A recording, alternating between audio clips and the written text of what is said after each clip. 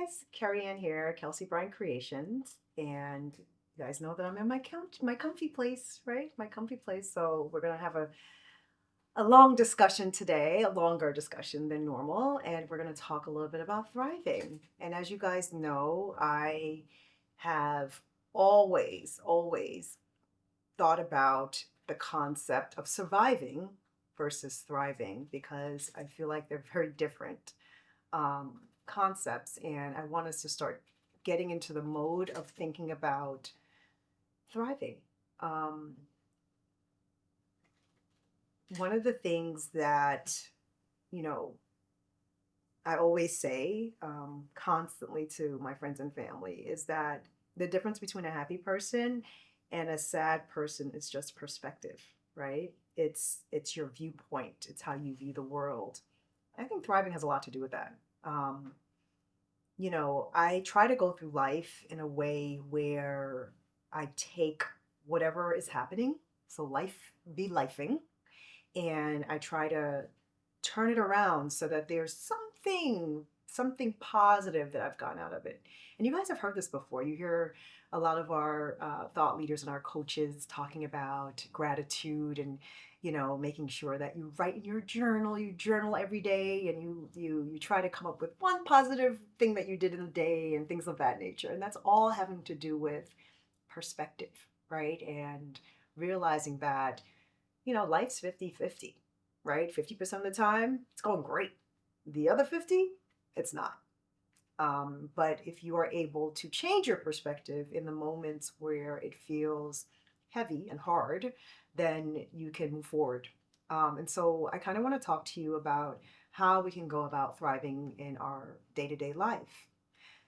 So, the three things that I can think of, I try to always bring things down to three ways, right? Just to make it simple and easy for all of us. That I think about when I think about the moments in time when I feel like, oh my God, like I'm thriving here, right? I'm doing well. Um, the first thing I think about is simplification and automation. You got to automate your life, dudes. You cannot, those people that show up late every single time they have something important to do, or miss out on an opportunity because they missed a deadline for something. Those people are not having good lives, guys. They are barely surviving. But if you are able to plan and prepare and what I call automate, then you can be in a situation where you can at least be on the first step towards thriving. And what do I mean by automating? I talk about this all the time. I automate almost everything in my life. Okay. I automate working out, for example. I do not think about working out. I do not think about it at all. I have gym equipment in my home. I have a personal trainer. I have, meal plans, right, that I look at. I don't think about it. It's not something that I have to like really sort of in my brain constantly struggle with. It just is, right? So I wake up every morning at the same time, right? I don't change because it's the weekend. So every day I wake up at the same time and I work out. It's the first thing I do in the morning. I don't have to think about it. It just is like brushing my teeth, right? I get up, I work out. It's automated, it's not a thing. There are those rare moments that I do think about it when I'm extremely tired, right? And the moment I think, oh, I gotta work out, it's over. I'm not working out that day. Right? Like I'm like, what am I doing up? It's the middle of the night. I need to go back to sleep. And immediately that struggle starts. But if I just get up and my exercise gear is right there. Sometimes I sleep in my exercise gear to make it easier for myself. Again, automation, simplification. But if I wake up and it's there and I just get up and I go, then it's going to get done. The same thing for you, right? When it comes to certain things in your life. There are people I know that they know that they're always late for something. So instead of them actually struggling with it, they set their alarms, they set their clocks 30 minutes in advance, right? So they're always actually 30 minutes, and then they forget that they've done that, right? They subconsciously forget it's actually 30 minutes ahead. What am I doing?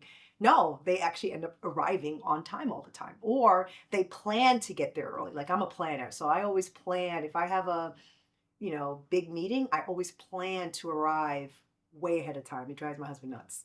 but I plan to arrive, if it's 8 o'clock, I plan to arrive at 7 a.m. My first meeting of the day at work, I never plan it before 8 a.m. because I know I get into work at 7 every single morning. Therefore, I'm never late for a meeting, right? Which brings anxiety, which makes you feel like you're struggling, which is quite frankly the opposite of thriving. So automate, automate, automate, automate, automate, and simplify your life in whatever way that means to you and however you can do it to make things easier for you. That's the first way that you can actually start to thrive. The second way that you can thrive is people. There are people that are great for you that you talk to and you're like, oh my gosh, I'm so energized. This person made me feel so good about myself, right? And then there are people on the other side of the spectrum that are energy drainers. They drain your energy, they drain your time. They are, sad and depressed people that try to bring you down with them, and or negative people. So you have to figure out where people fall in your life, and you need to figure out how to manage them, right? Depending on where they fall. I had a manager that was so draining of energy that I could not speak to him before 2 p.m. Why? Because for me, the morning is my most, I have a lot of thoughts in the morning. I can like do a lot of things in the morning. And if I spoke to him, I realized, I actually did research on this. If I speak to him before 2 p.m., he actually brings down my energy. He actually makes me feel so bad about everything that's going on that I cannot actually focus and do my work and be productive that day. And so I just started managing it. I never accepted a meeting from him before 2 p.m. All of our meetings had to be after 2 p.m. and that's just what it was. And so I was able to manage that. There are people that I talk to maybe, I don't know, 4 or 5 times a year, but they are people that really get my creative juices going, and I can actually um, feel like I'm on top of the world when I speak to them. They don't have a lot of time for me, but when I do speak to them, the results for the future, like the next few months, are amazing. Those people are very, very senior people, and I try to make it as easy as possible to make sure that I am talking to them all the time. So there have to be people in your life that are either your energy, they either increase your energy or they suck your energy dry. And so you have to figure out who those people are, put them in their boxes, and manage that situation. But people are very important key to thriving. Reframing is the third way that you can manage your ability to thrive. What do I mean by reframing? So sometimes you get into a situation where you're like, yeah, that happened. I was fired. Or, yeah, that happened. I got into a car accident. Or, yeah, that happened. What are the things that can happen to us that are like considered negative, right? I lost money on a bet, or, my sales are lower than they were last year. There's so many different reasons, and just things that happen where you are not, it's a part of your 50% that is actually not so great, right? It's not your 50% of like, this is a great day. It's your 50% of like, this freaking sucks. What do I do in those moments? I reframe, right? And this is a part of the gratitude thing again. Like, you reframe those thoughts. Okay, so let's say you were fired. Did you really like that job? See, you can say, instead of saying I was fired, you can say, oh, you know what? Now I have an opportunity to look for something that I actually want to do, something that I'm actually passionate about. You've just reframed your thoughts. Um, if you get into a car accident, right? Which is very, very hard to reframe that, but you could, right? You get into a car accident, you can say, okay, well, I did get into this accident. It was either my fault or not, right? But now I have an opportunity to look for a better car, right?